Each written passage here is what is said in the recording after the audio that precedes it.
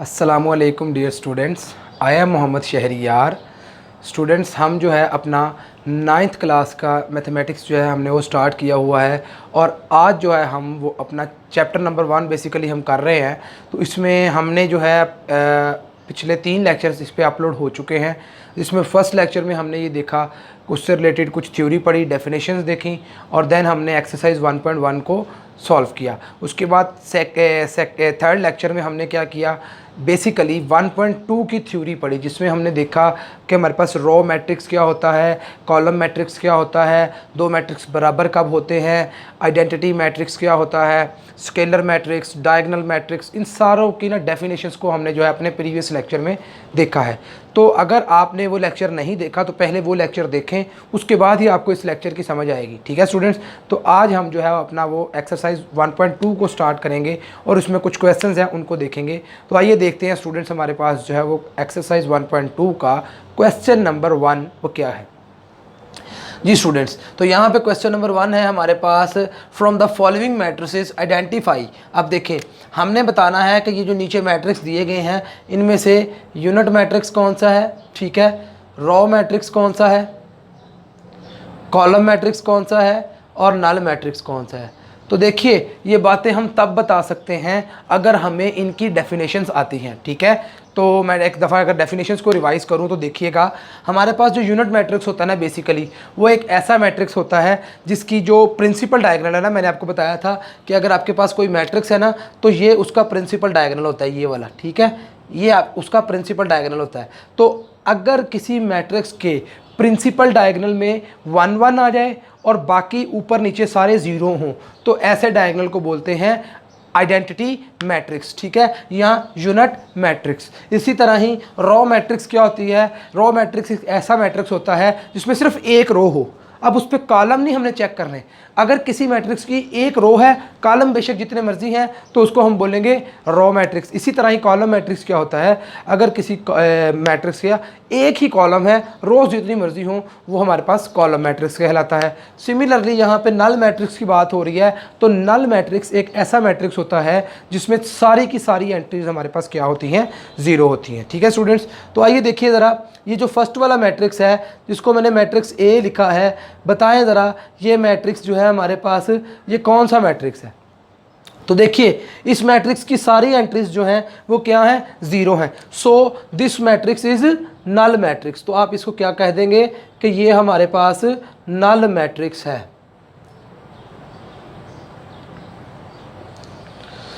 Similarly अब matrix b को देखें ज़रा, ये मैट्रिक्स बी जो है इसमें एक रो है। ठीक है, कॉलम तो 3 है लेकिन रो कितनी है, एक। तो एक रो वाला मैट्रिक्स कौन सा कहलाता है, रो मैट्रिक्स। तो आप इसको रो मैट्रिक्स बोल देंगे।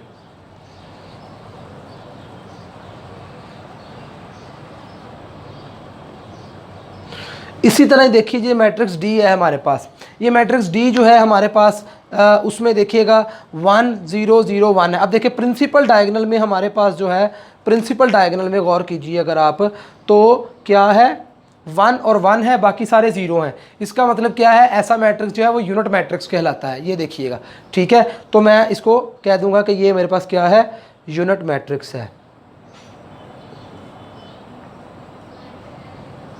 अब ये तो मैंने आपके क्वेश्चन नंबर 1 में से 3 मैट्रिक्स उठाए हैं। ठीक है, बाकी 1 2 या 3 मैट्रिक्स बचे हैं, उनकी प्रैक्टिस आप लोगों ने खुद करनी है। ठीक है, इसी तरह जो डेफिनेशन मैंने आपको रिवाइज कराई हैं, इनको माइंड में रखते हुए आपने उन मैट्रिक्स के बारे में बताना है।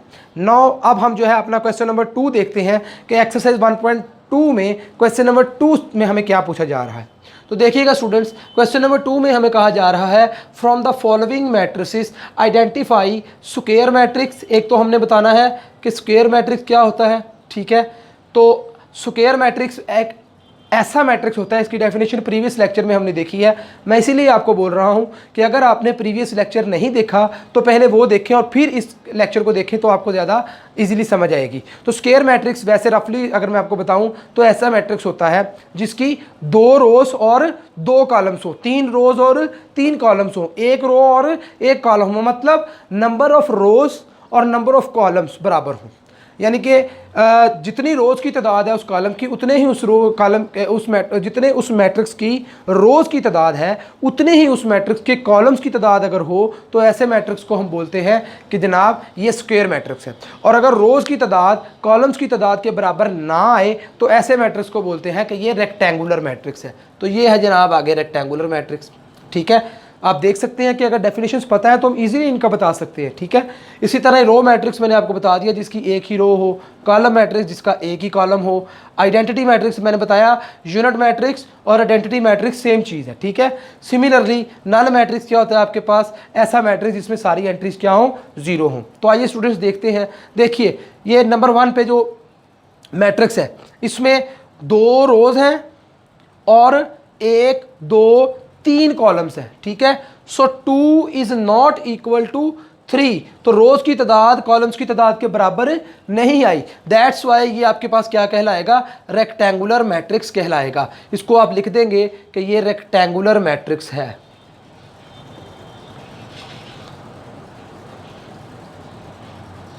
ओके, नेक्स्ट देखिएगा जरा नंबर 2 में आपके पास देखें एक ही कॉलम है। अब रोज कितनी है, 3। मैंने बताया था जिस मैट्रिक्स का एक ही कॉलम हो उसको बोलते हैं कॉलम मैट्रिक्स। तो आप बता देंगे जनाब कि ये जनाब हमारे पास कॉलम मैट्रिक्स है।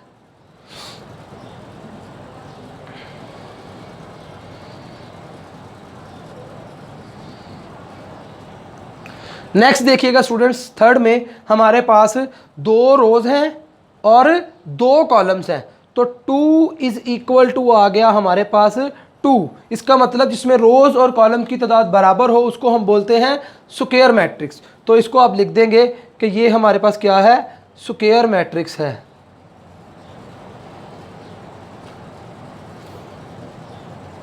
नेक्स्ट ये देखिएगा, ये इसमें मैंने बताया था अगर प्रिंसिपल डायगोनल में आपके पास 1 1 आ जाए और बाकी सारे 0 हों तो इस तरह के मैट्रिक्स को हम बोलते हैं आइडेंटिटी मैट्रिक्स या यूनिट मैट्रिक्स। तो इसको आप लिख देंगे कि ये आपके पास आइडेंटिटी मैट्रिक्स है।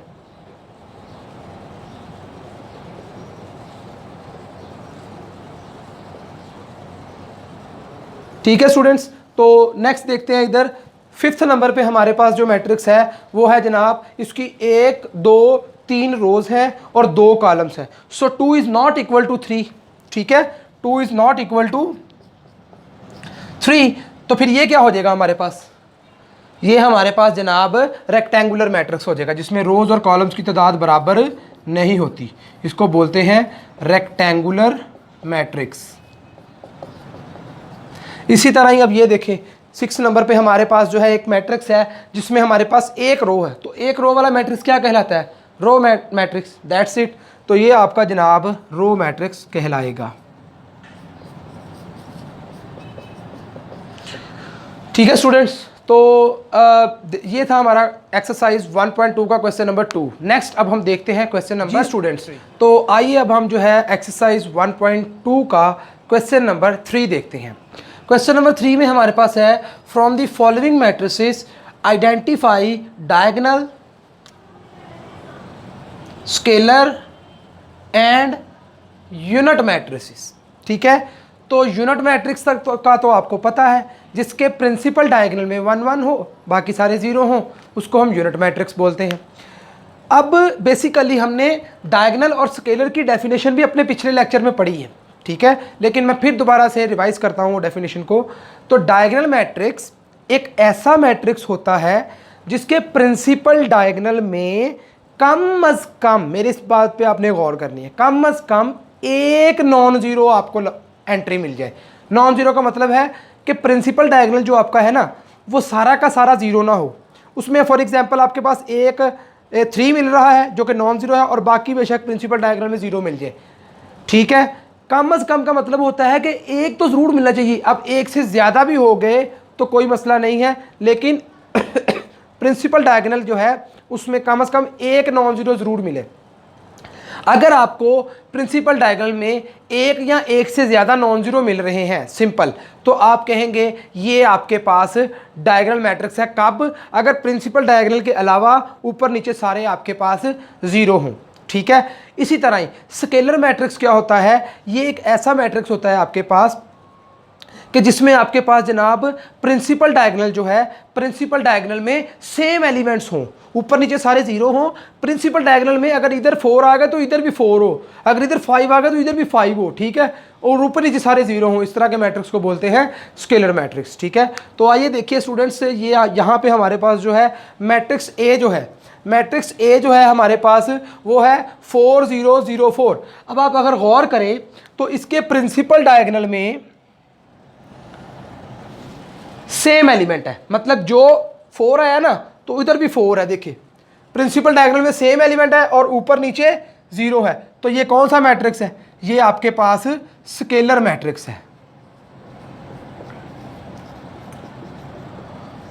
सिमिलरली अगर आप मैट्रिक्स बी को देखें तो मैट्रिक्स बी में आपके पास 2 0 0 -1 है। तो प्रिंसिपल डायगोनल को अगर हम देखें तो प्रिंसिपल डायगोनल में सेम एलिमेंट्स तो नहीं है ना, नहीं। इसी तरह ही प्रिंसिपल डायगोनल में दोनों 1 1 भी नहीं है, तो नहीं है। इसका मतलब ये ना ही यूनिट है ना ही ये स्केलर है। अब डायगोनल मैट्रिक्स क्या था कि प्रिंसिपल डायगोनल में कम से कम एक नॉन जीरो जरूर मिले, कम से कम, एक से ज़्यादा भी हो सकते। तो यहाँ पे हमें 2 नॉन जीरो मिल रहे हैं और प्रिंसिपल डायगोनल में मिल रहे हैं, ठीक है। तो इसलिए फिर इसको हम कह देंगे कि ये हमारे पास जो है वो डायगोनल मैट्रिक्स है। सिमिलरली स्टूडेंट्स, अगर हम मैट्रिक्स सी को देखें तो इसके प्रिंसिपल डायगोनल में आप देखें हमारे पास 1 1 है, तो ऊपर नीचे 0 है, तो ये हमने जो है इसको हम बोलते हैं आइडेंटिटी मैट्रिक्स।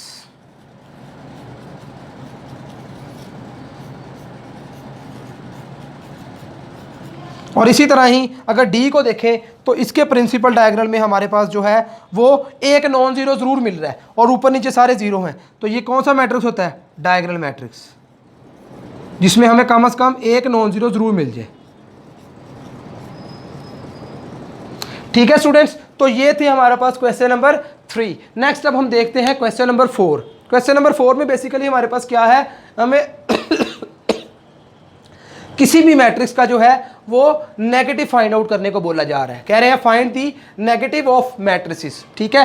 किसी भी मैट्रिक्स का नेगेटिव कैसे फाइंड आउट करते हैं? सिंपल, अगर उस एलिमेंट, उस मैट्रिक्स के एलिमेंट के साथ प्लस है ना, उसको माइनस कर दें, अगर माइनस है तो प्लस कर दें। जैसे देखिएगा ए है ना हमारे पास मैट्रिक्स 1 0 -1, ठीक है।